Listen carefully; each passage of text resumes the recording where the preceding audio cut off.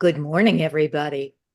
A beautiful spring day here in New York. And I am so pleased that we have Rob Foxcroft with us this morning. And it just goes with the beautiful spring day. So welcome, welcome.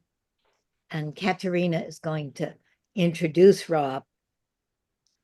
Most of you know him. Yes.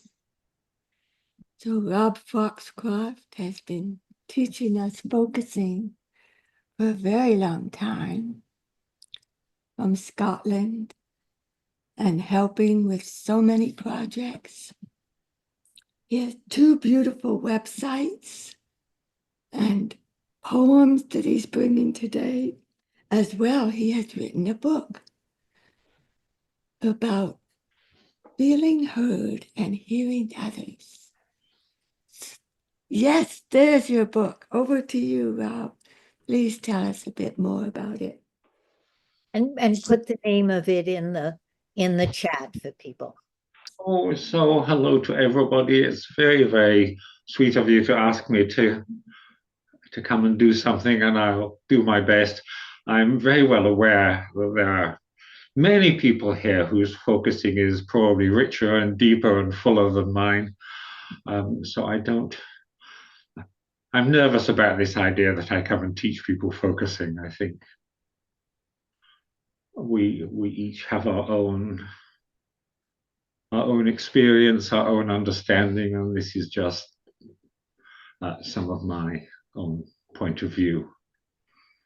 I learned focusing in the first place.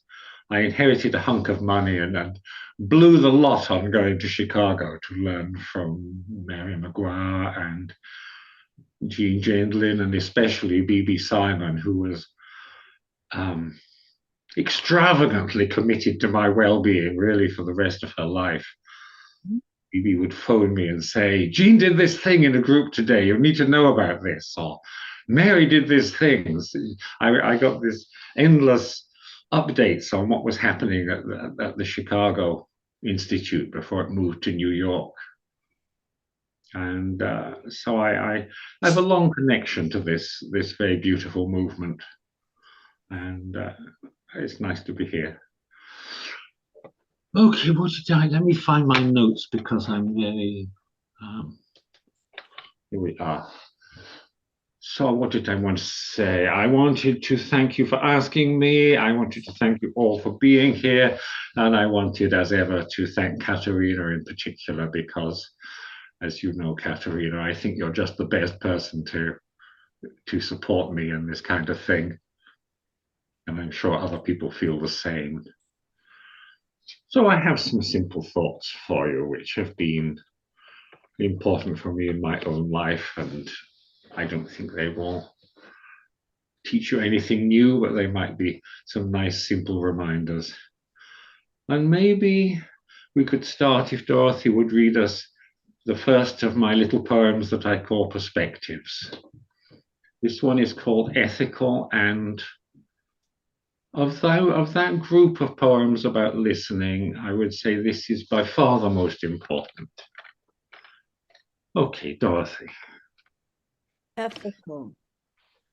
It is natural to ask, what about me? One day I wake up. What about you? Such a question disturbs my peace. What about you? The world turns on its axis.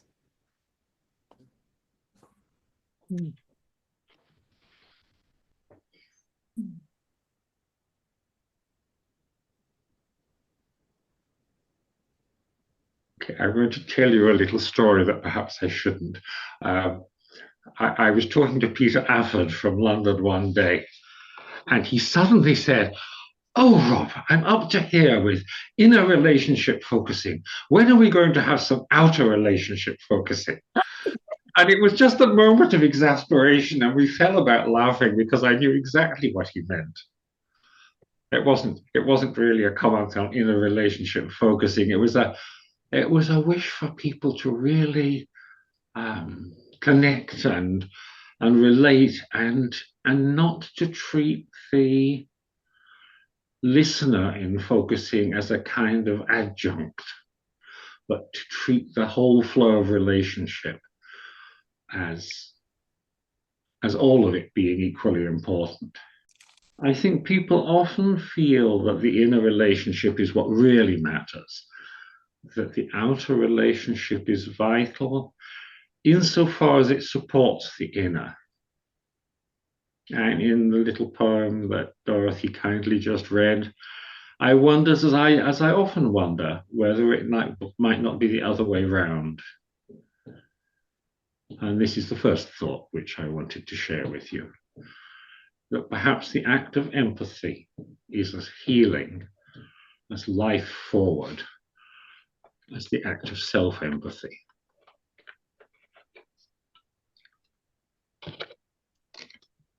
Okay, be that as it may, I want next to tell you an old story. I like this story. It comes from the Middle East, and it suggests the next thought that I want to share with you. Once upon a time, there was a prophet. And one day he was speaking to the people, and he said, "Truthfulness leads to righteousness, and righteousness leads to paradise." And a man who was there came up to him and said, "O prophet, I have numerous bad habits. Which one of them should I give up first?" He said, "Give up speaking lies first, and always speak the truth." The man promised to do so and went home. At night, the man was about to steal, but he thought about his promise. "If tomorrow he asks me where I've been, what will I say? Will I say that I went out stealing? No, I can't say that. But nor can I lie. If I tell the truth, everybody will start hating me and call me a thief, and I would be in trouble for stealing." So the man decided not to steal that night and gave up his bad habit of stealing. The next day, he felt like drinking alcohol. When he was about to do so, he said to himself, "What will I say to him if he asks me what I did during the day? I can't lie to him. And if I speak the truth, people will hate me because we are not supposed to drink alcohol." So he gave up his drinking habit. And so it went on. This old story seems to have a particular force at a time when the world is full of insidious doublethink and alternative facts. The story points to a way in which a commitment to truthfulness has a tendency to shape your whole life. Truthfulness has a moral force which reaches far beyond itself.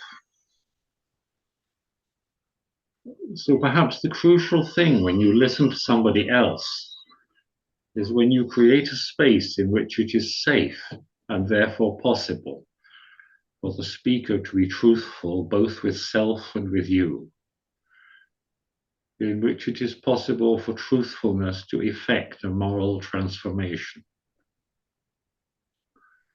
And now I'm going to mangle a famous saying by Robert Bartley.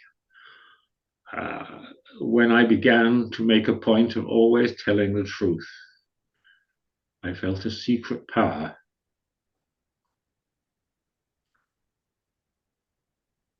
which touched my heart. And as I gave way to it, I found the evil in me weakening and the good raised up. Bartley was writing in the 1670s.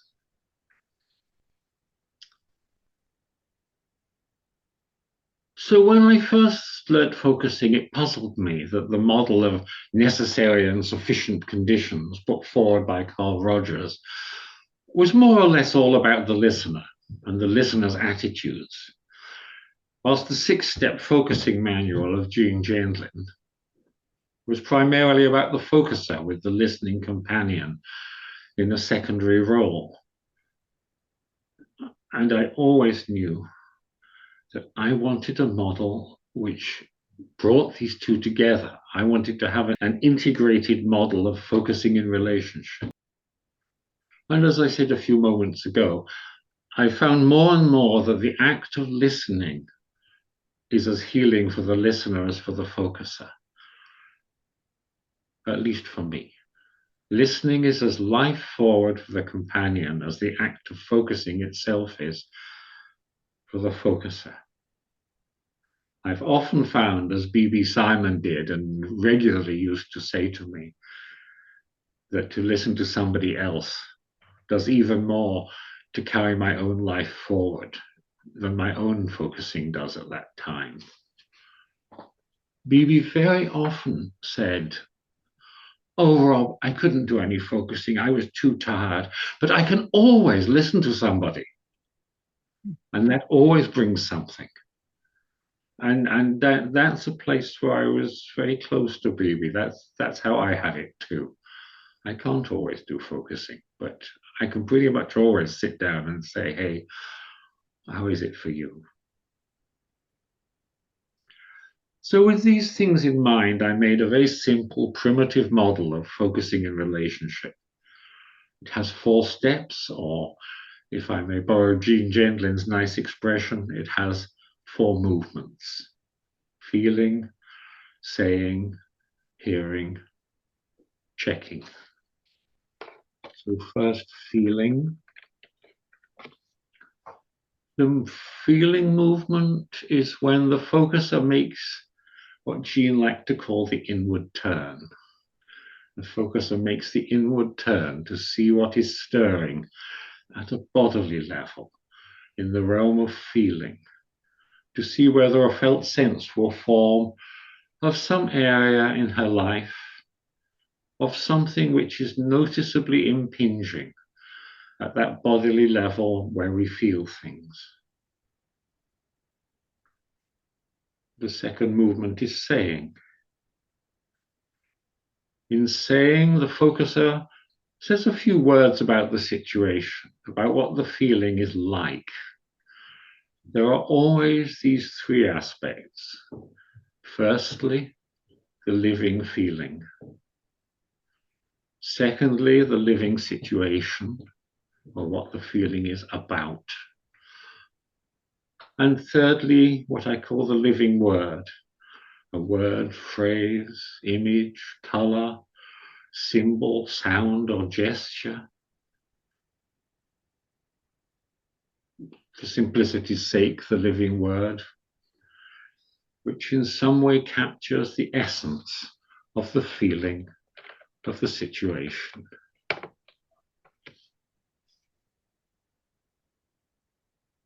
So that's the focuser's side, and it flows into the listener's side. So the third movement is for the listener and is called hearing. The listener's main task is to understand what the focuser is feeling and saying, to get the feeling of the situation, in Carl Rogers' famous phrase, as if you were that person, but without ever losing the as if.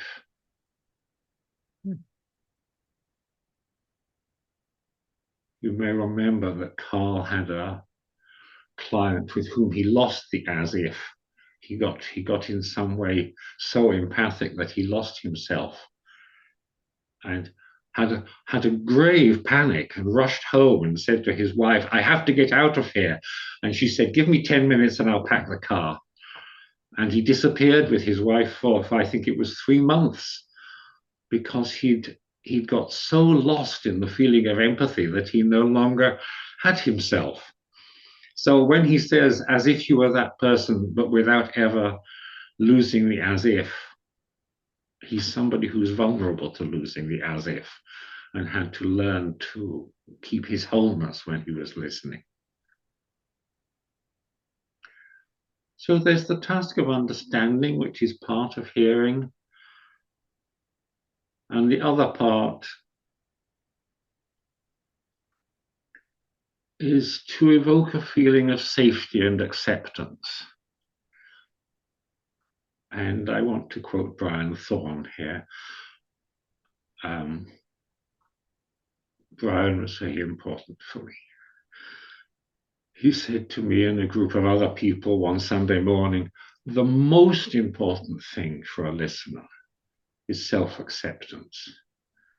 Because when you have self-acceptance, the acceptance which you offer to the other person will ring true. So I wrote a little poem in acknowledgement of the effect which Brian's acceptance had on me. It goes like this: tenderness. Dear Brian, with your twinkling, smiling face, infused with love, with tenderness and grace. Here are my thanks for freeing me from shame, from acid words and evil thoughts of blame. You gave me hope. You brought me into life. You breathed that peace that puts an end to strife. And now, as shadows fall upon the scene, I think of you and still remain serene. So the third movement of meditative listening is the hearing, the taking in what the person is feeling and saying at the level of your own feeling as a listener. And the fourth step, I go with Carl Rogers here, the fourth movement of meditative listening, I've come to call just checking. Carl always said he was not trying to fix the other person, the client. He was just checking that what he took in was what the person meant.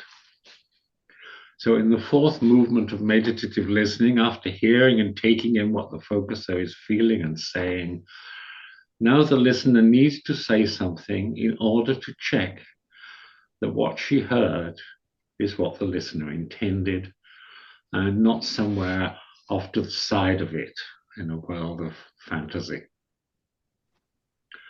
And that completes the circle because it brings us back to feeling again, brings us back to the first movement. When the focuser listens, when the focuser hears the listener's words and feels, yes, you heard me, then an inward silence falls, as Jean Gendlin once said to me, because the last thing has been heard and the next thing isn't here yet. There must be a silence because the next thing hasn't arrived, is what Jean wanted to say to me. And this is the thought which led to the little 4-line poem which I read to you once before. When you feel heard, a silence falls. In that silence, more may come. Often it is something deeper. You can feel it just now forming at the edge of being.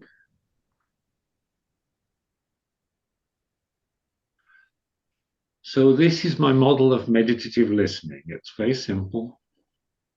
It's nothing special, and yet I've sat with it already for many years. Even with my restless, very wriggly mind, I don't find any need to change it. It seems strong to me as a model.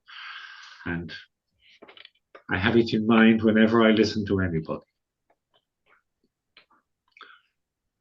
So that's really all I wanted to say.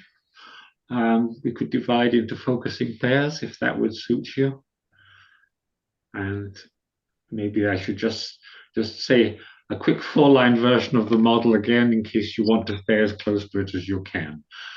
The focuser is feeling for what is alive in the present moment and saying what the feeling is like, together with just a little perhaps of what the feeling is about. The listener is hearing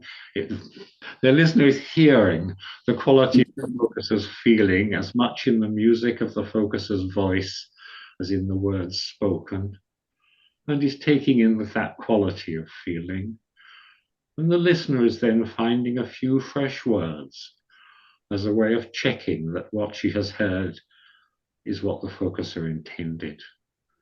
And then both together are looking out for that telling moment of silence which comes when a person really feels heard. So before we break, maybe Dorothy would you read the Vigilant Humanity poem? Oh, Rob, I'm wondering if we should have a moment to feel and speak our experience of you and what you said before we go into our pair. So we have a little time for discussion. But why don't we have the poem first? And, Okay, let's do that. That sounds good to and me. then we could have a discussion and maybe go into our breakout rooms at 9. Would that be good, or would you like us to do it earlier? I'm sure that would be good. I'm very happy to do that. Are you sure? Yeah.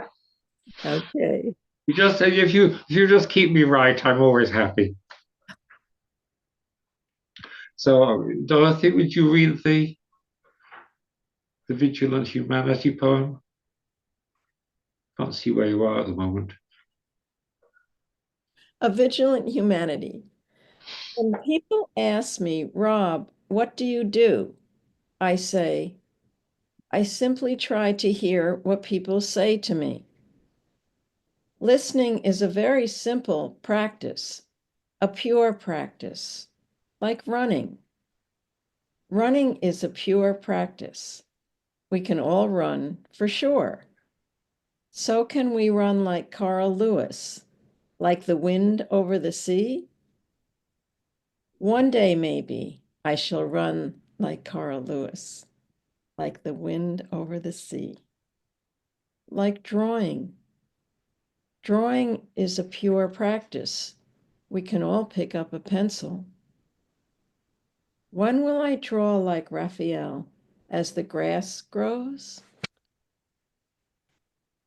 A line streams from his fingers and a lovely woman is born.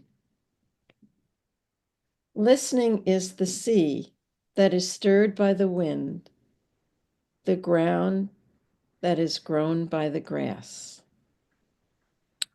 Listening is a vast space, open and attentive, empty and full, waiting and receptive. Listening is empathy, clarification, and encouragement.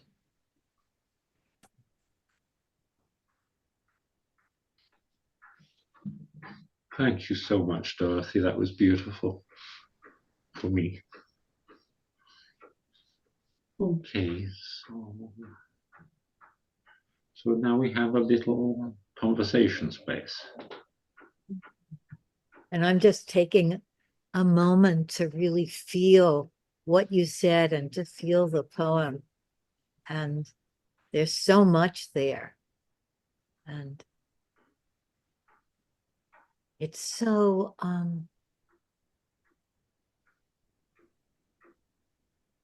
sparkling and delicate.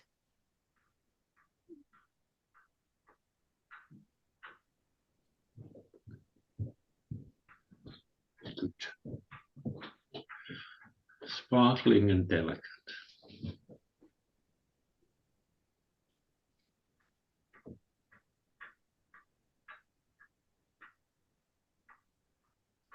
And it feels like a lot.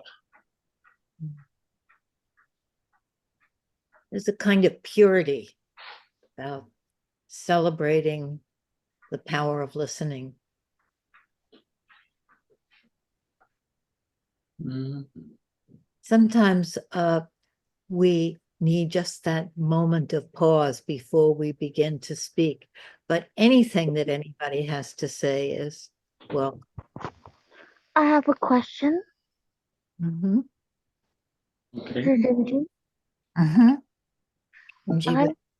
I wonder how to listen to people who are difficult to listen to for me. because I don't share their values or I don't agree with what they say. It's very hard. I mean, I can think of a specific instance where um, a relative was speaking about his wife and his child, and he said, neither of them listen to me ever. They don't do what I say. And I'm the head of the household. So then I find it hard to listen to that person because I don't share the value. How do you listen to difficult people? Oh, well, nobody's saying it's easy.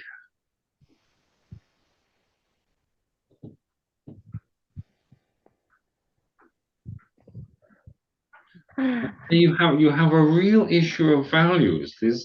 This guy has like a traditional head of the house, male patriarchy kind of sense of his role. And you don't want to collude with that or something. Yeah. You don't want to pretend that you have values that you don't. And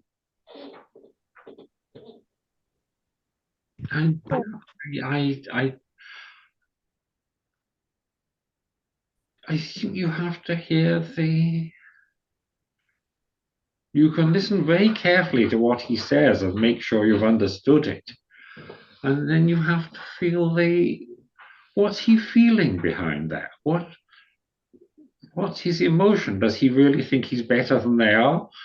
Or does he think that society requires this of him? Or where's he coming from that makes him strike that pose? That's my... And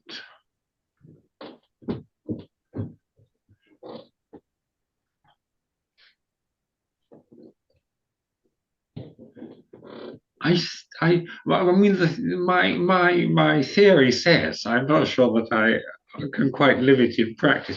My theory says if you can really meet him where he is, that he will soften. And I hope the theory is right, you know? Some people seem very resistant to softening, you know? Oh. And I think sometimes you have to say, did I get what you're saying? And then you have to say, and you know I don't agree with you. My values are different. Oh, you can say that. I think you can say that. You have to be really there. I've no time. I've no time at all for being a kind of void. Even if I could do it, which I mostly can't.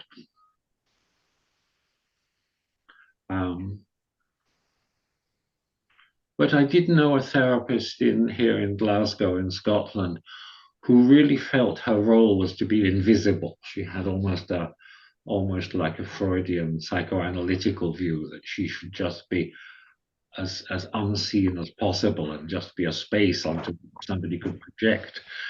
I don't believe in that at all. I think you have to be visible as yourself. So if this guy is being Mr. Big and pushing his family around and feeling that's his role and his duty and his social position, I think once you've really heard where he is, he probably can hear you when you say, you know, I don't see a head of house in that way at all. He may rise, but there's hope there, you know. There's more hope than if you don't hear where he's coming from. Oh. I just had an experience where a colleague of mine wrote something that I disagreed with, and then I wrote back about how I disagreed. And then this morning when I was taking a shower, suddenly I got what he was trying to get at. And oh, he's referring to this and he's coming from there. And it it was a moment that it was like, oh, I caught the ball that I think that he was throwing. I have to check it with him. But But sometimes you have to say the disagreement, or I don't quite understand it or see it this way that you're saying. And then you can say, but what is it that he's getting at? And I'm imagining if I was Angie saying, well, I don't see the head of the household that way, but I know the frustration of people not listening to me. And it seems like if they listened, they would do what I said. I can recognize that Oh, that's the oh, feeling, that's very clever. Yes. the Yeah. feeling of not being heard is so frustrating. yeah, I think in theory it's better to hear the other person and then say your side. But Yes. in practice, it can be quite the other way around, that you have to say your disagreement before you can catch what the person is. Yes. Yeah. Yeah, Otherwise, you feel like you're betraying yourself. my wife has sometimes that exact frustration with me. Yes. Susan and also Rosa would like to speak. So Susan, shall we hear you? Yes, I actually love this conversation. Thank you, Shashi, for bringing this up, and for Rob and Lynn for his awesome contribution. But I think it is very complex, and this thing of self-acceptance that Rob brings us back to focusing again. So when I hear this person say that I'm the head of the household and you should obey me. So what's going on in me? What are to really hear that first? So I'm back to focusing before I can even, respond, because I'm gonna have a reaction to that. So like there with it. And then like being in my chair as opposed to the other chair, right? In Gestalt, we use chairs. Let me occupy my chair first, and then I can go over there as what Rob and Lynn are saying. And it may even be deeper than this person wants to be heard. It may be that they feel powerless, for example, and they want power.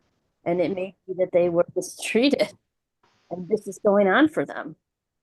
And what else could be going on for them, so that I can hold the whole of the person and not just focus on the things that are disturbing, but hold the wholeness of that person. And then maybe, I can listen in a way where Rob is talking about it, in a way that I'm present and not judging, but possibly able to help the person, or possibly not. I mean, depending on what they want, because what they want could be very injurious to other people. And I think that's what's bothering Josh, if I'm correct. I'm sorry, it wasn't me. It's Inzi who's talking. Indeed, yes. Yes. Inji is talking. Yes. Yeah. Just wanted to clarify. Yeah. Sorry about that. Thank you for clarifying. Yeah, so that is an issue, that it may be injurious in some way, and that has to be possibly addressed too. So this is all very complex, and of course, then also we need to think about listening, where listening could be a problem, where somebody could listen to somebody who's actually saying, criticizing them or saying something negative that isn't really true, and that person takes it in. So we have to think about listening in a very whole way, I think, as well. I've said enough. Thank you for listening to me. No, that's very interesting. Danu has her hand up. Rosa was before me. Rosa was before Banu. Okay. Banu, go ahead. I can wait. I can too. You were long before me, so yeah. Okay. I was really struck by your quote in this chat, which you might be saying more about in a bit, about I can always listen to someone, but I can't always listen to just anyone at all times.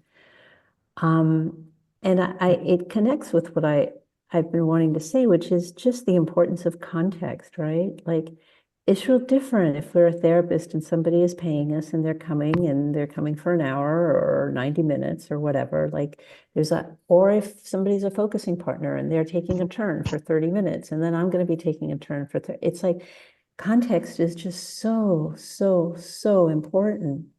And we often take it for granted. And so I was really, with Angie, I was really curious, like, it sounds like this is a family member, and are you in their home? Are they in your home? Like it's just different. And that thing about, well, I loved what people have said so far about that it's important for us to be heard too, right? And that it may be important to say, wow, I'd like to understand more about what you think, and listen to something that they say. And then at some point say, it's like, wow, I have a really different perspective. I'd like to share a story with you about how I came to think the way I do, right? And there's this natural reciprocity in people. So if we've heard them first, then they're usually open to hearing from us. But as somebody said, we can't always do that. And sometimes we need to say our piece first, and then we start to, so it's messy and it's hard. And I love what someone said about holding the whole of the person, not just that particular bit that they said. There's so many nuances to it. I really like the NVC one. Like, what need are they expressing? What need are they expressing? Yeah. Yeah. I mean, there's so much, but thank you for bringing up that wonderful question. Check. I think this the last part of your poem, Rob. Listening is empathy, clarification, and encouragement. I would like that to be expanded, because encouragement becomes very subjective. What is encouragement to you? What is encouragement to me? What it is that you're trying to. Because here, even in Inji's example, we are trying to expand the other person's mind if they're good listening. What is that encouragement? What is the ingredient of this encouragement concept encourage? Okay, you want me to say something there? I would like that if you can. I don't know if I can. What immediately comes to mind is a lot of the work I do with people is very long term. I mean, the kids who come to learn the piano often stay 12 years, so that's like nearly 500 sessions. And it may be 2 or 3 kids in one family. So we start to talk about seeing members of a family 1,000 times. So then there's a kind of encouragement that's all about people growing up and developing and wanting to make space for them, which is a big piece of my life. Some of the adults stay even longer. I mean, really for many years. So often, yeah, encouragement is, I mean, articulate here. I know what I think, but I don't have the words. There's a way in which you want to find the green shoots of life in a person and be responsive to what's green. We all have great areas of our minds, at least I guess we all have great areas of our minds that are full of sticks. But if you can find where the green is, then the person goes away with stars in their eyes. I had my 2 lovely Chinese teenagers in yesterday. I'm embarrassed by how much in love with these kids I am. They are just they're just big, warm personalities. And I don't know what I did yesterday. They both arrived having not practiced their pianos and in the middle of an exam season. And they went away absolutely glowing with life. And I don't know what I did, but something there was encouragement. Maybe just the fact that I enjoyed them so much in their being.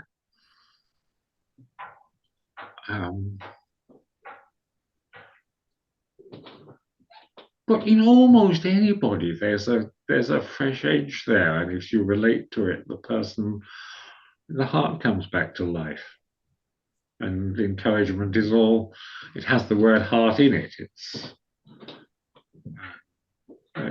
It's all about the heart coming back to life. It's also vague when you try to put it into words. I'm sorry about that. I think Inzi got the ingredient. I think she got those green shoots. Inzi got it, I think, from this Good. answer. Do you, Inzi? I don't see you, but I'm curious. Banu has her hand up for a little while now. I'd love to hear what you have to say, Banu. Banu, yes. Yeah. Now I'm also enjoying this conversation. I really like the finding the green. So I'm going to weave it all in. I have a couple of things that came up. Rob, when you were speaking, you said a couple of things in your story about the truth. I find it very profound, and I can confirm that, being truthful does lead to a lot of growth. But what struck me about the story also was that the reason he did what he did or didn't do, stealing and drinking, was because he couldn't lie to that particular person. Yes. So there was a person he respected or was attached to, or there was a reason why he chose not to lie. So that I thought was very beautiful. It brought us back to what we know is the attachment we have and the care we have for others is what motivates us to do the things we do. So it brought up the question of like, what is even empathy and why do we do it? Like, why do we listen? Why do we care? It feels good. I think I really like it. I mean, I'm just talking to the group. It's not a particular, challenge or question, just adding to the conversation. So what came up for me was that question of why do we even have empathy or try to do what we do? And what's at stake for us? And I think what happens is what's at stake for us, when a person like Inji was talking about that is saying something that's quite difficult, I find it hard to listen to some people sometimes, because you also mentioned I can't always do something, but I can always listen to someone else. But I can't listen to just anyone. When I'm feeling I have something at stake for the outcome, I want things to turn out a particular way, that's harder for me. But when I can always remind myself to find the green. So to bring this all back together, it seems like there's a capacity we have for empathy and a cause, like there's something else. I had seen Kai Rogers called it a complex and subtle and strong sort of way of being or something. And yeah, that made me wonder about why do we even do these things, in part because we probably got some empathy in our lives at some point in our lives. So we learn this way of being and it feels good to us. And those were just some of my reflections. And that's why I wrote because I know myself, I can't listen to everyone at all times. Sometimes I need empathy for myself or something else. And that congruence was something Kai Rogers talked about a lot when he talked about the truth. I like you mentioned that. And he said he thought it was even in real relationships, it was even more important than the other conditions, is being real and telling when I don't like you. So it seems like when all these come together, capacity for a particular kind of relationship that you're describing becomes possible. And there's all these barriers underneath it that while we can't do it, that maybe we need to keep exploring. So those were my thoughts. Can I say one little thing there? Sure. We had in Scotland a person-centered therapist, Elkie Lambers, who actually didn't like me. There was something about me that Elkie didn't take to, but she was a completely wonderful supervisor of therapists, and she only had one question. It didn't matter what you said to Elkie, she would say, "What's between you and being congruent with this person? What's in the way of you and being your real self?" And she really didn't say anything else. And That's and it was so helpful to people. It was so powerful that, lovely. that Elkie had this absolutely single-minded, where are you not being real? I sent her a very new therapist who I'd seen as a client for many years before he wanted to become a therapist. And it was just wonderful how his life opened, being faced with this question over and over and over. Okay, that was more than I meant to say, but you get the idea. That was lovely. Thank you. That was brilliant.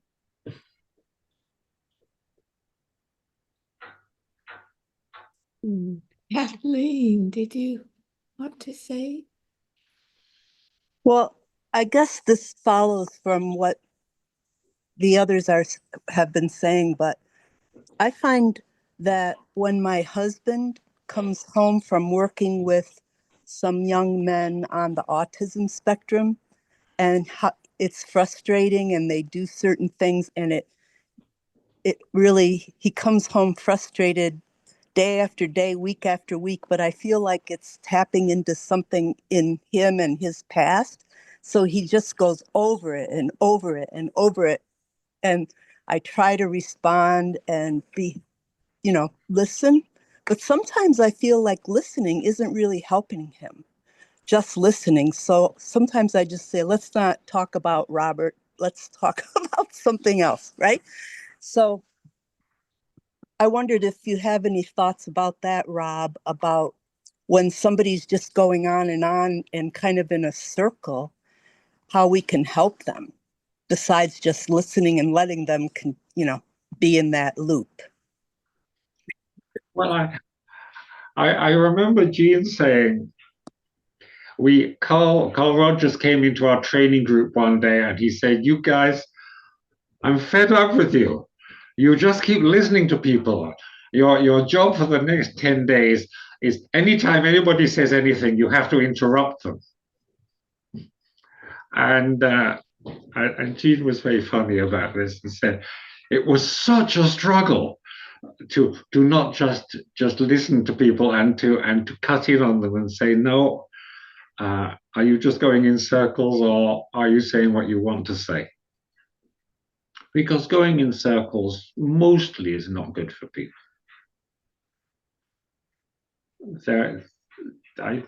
I did have one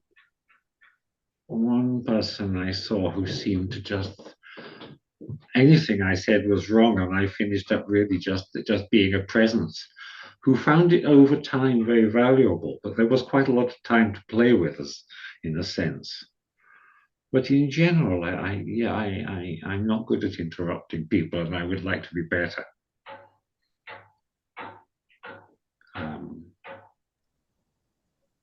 I don't think it's good to go just. That's If Rob. you're a human washing machine, you may not get any clean clothes at the end.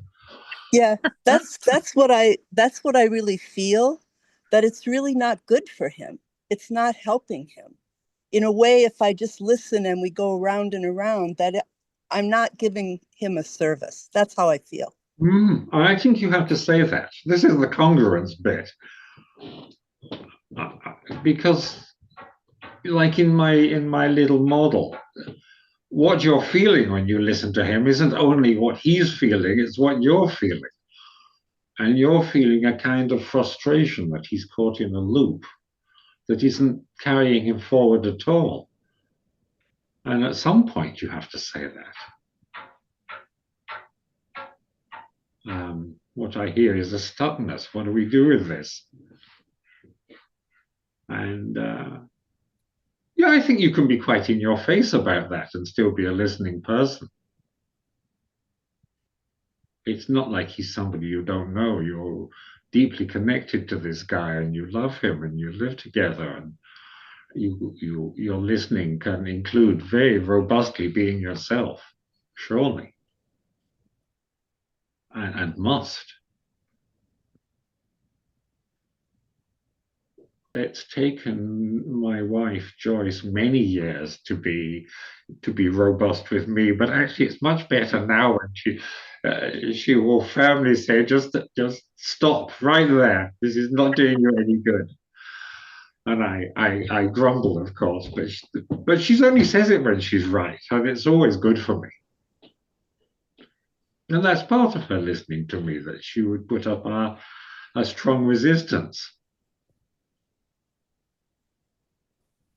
And I'm grateful for it. And I think your man will be grateful when you say, just stop right there. This is boring. It's not good for you. I No. think we have two hands up, and it's and time for us to go into our breakout room. So And Mikhail and Liz have been waiting and waiting. yes. So we want to hear from them. I have a short anecdote. I believe it can be useful.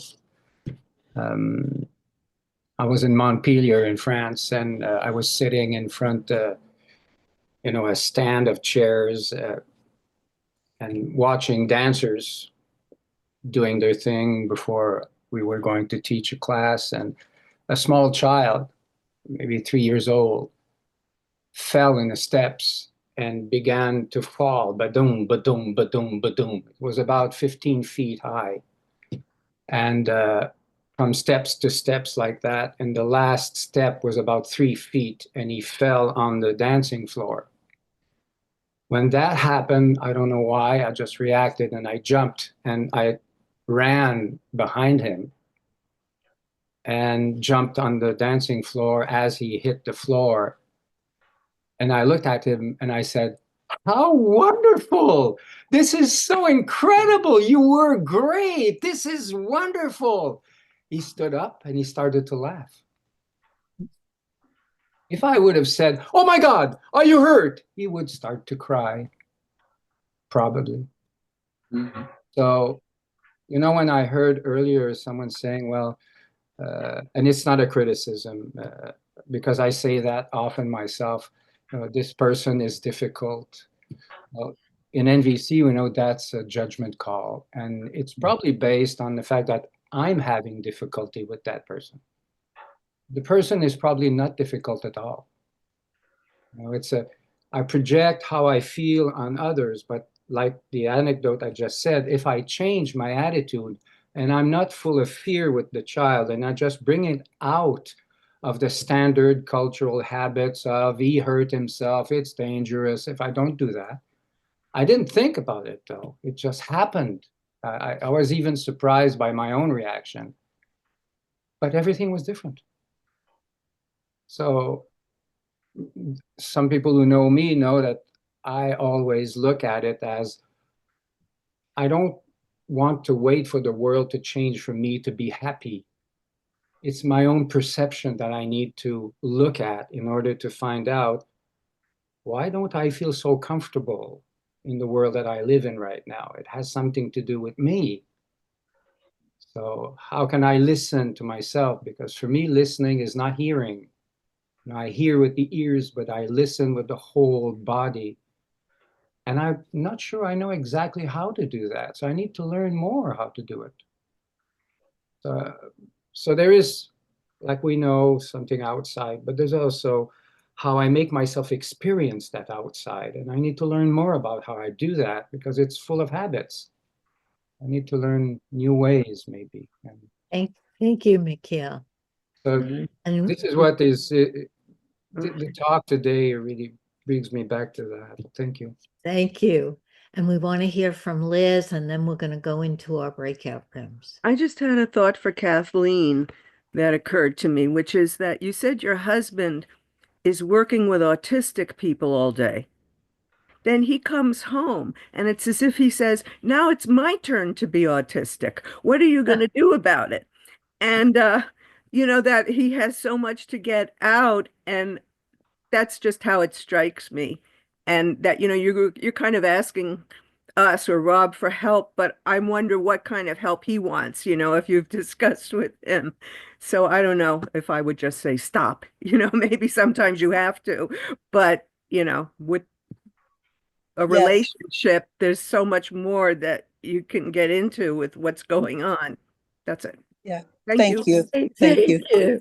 Yes, I think I think of Jean's paper with the fitting in and pouring out, and he's pouring out, and then there's a very complicated issue about people needing to pour out, but then we don't want to be poured out upon. And how do you listen to what's underneath the pouring out? It's very complicated there. Thank you. Okay, we'll come back at 9:30, and then we'll see what happens in our breakout rooms. Does that sound good, Rob, or should we? That's good. Okay, we'll see you at 9:30. Yes. Welcome back, everybody. I'm eager to hear how your breakout room was. We have just about 5 minutes to share whatever we want to share. Our breakout room is beautiful. I mean, we have Yes. very beautiful conversations on relationships, right, Rachel? Maybe Rachel can. Yeah. What made it beautiful? I think there's so many new words like merging. We have the word of exchanging. It's like, the hearing, and the checking, and being.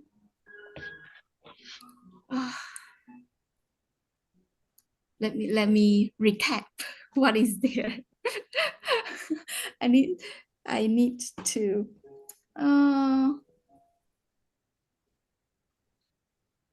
Well, I think you've said a lot here, and it shows on your face, right, Rob? You could see. Mm-hmm. Yeah.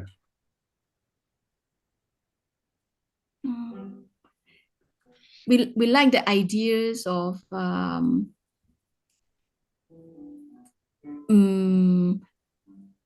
is that, Rachel? Yeah, let me try to help because it was so much. It was vast. But the ideas of how one listens and is present with the other and staying right there as opposed to a sort of more one person listening and the other person sort of receiving and then reflecting, but more of a, like we talk about throwing the ball, catching. It's sort of that idea developed much more for me in our exchange, and the need to be sort of solid. I use the word solid in oneself in order to be able to sort of trust that you won't go away or be converted to some other belief system by listening openly. And C said, yes, solid, but soft.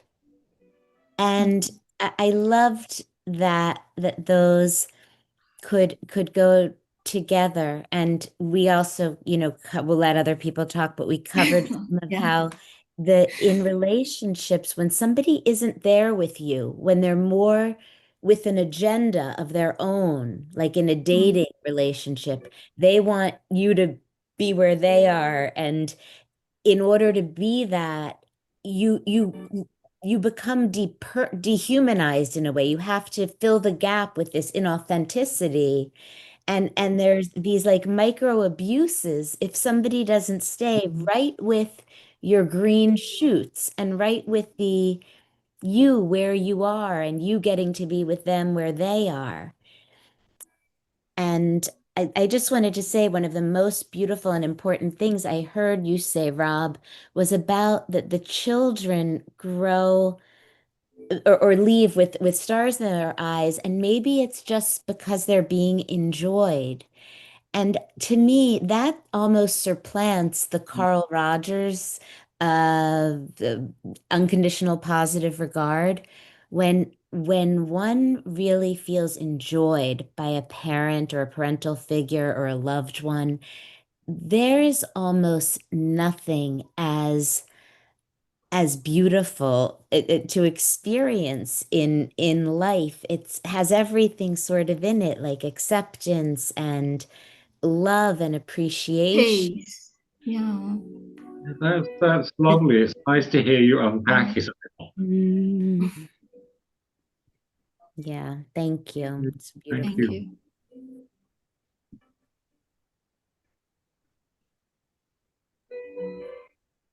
Somebody's finally practicing the piano, Rob. Right. Yeah, I can hear. I'm wondering who it's coming from. It's from my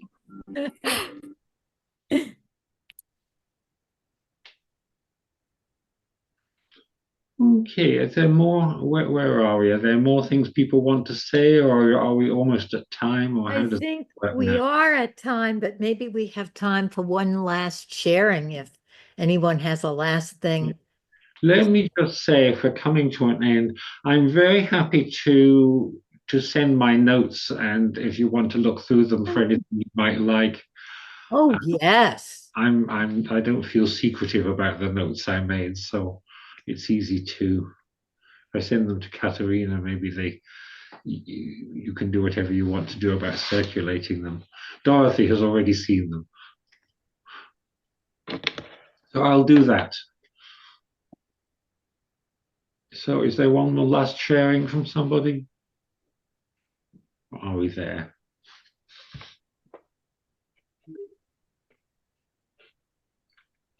If nobody's burning to say anything, I could. I just want to Rosa. say, this is Rosa. I just want to say that I love what Rachel said. I think that enjoying another person is the deepest form of Yeah. appreciation. And yeah.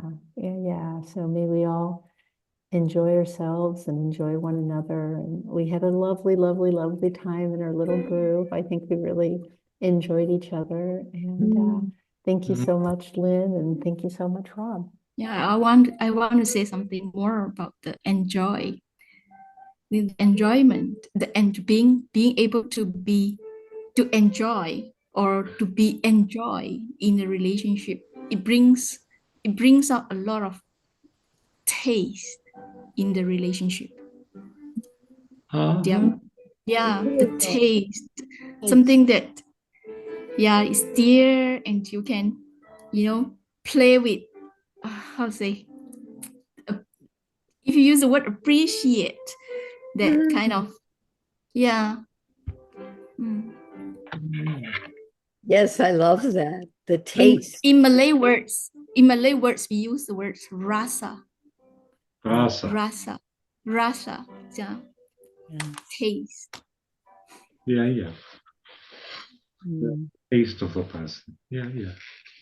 Thank you. Okay, so thank you all. I think that's probably is us. Thank you all very much. It's very meaningful to me to be asked, and very nice to spend time with you. And I had a wonderful conversation with Pauline in the breakout. And thank you so much. Thank you, Rob, Thank you. so much. I just want to remind people, I almost forgot. This Saturday is our day of relating. This would be very interesting to you, Rob. We're doing for the first time a long workshop from 11 New York time till 6. And we're delving into the what we call the third practice, focusing, listening, and relating, and relating in groups. And so anybody, there's still room. Christine put in the chat the flyer, and please come. We would love to have you. I will come if I can. I know I accidentally deleted the email about it, so it was in my mind. Oh, I didn't mean I didn't mean that only you should come. You make everybody come. Everybody, yes. But it would be wonderful if you came, Rob. Yeah, thank you. We We'll want you. send we the want No, you everybody everywhere. come. It sounds like a great thing to do, and Yeah. and very follows on very nicely from what we've been trying to do today. So Okay. Bye-bye now, everybody. See you And next thank you week. very much, Rob. thank you And then- all, and bye-bye. Thank you very much. Thank you.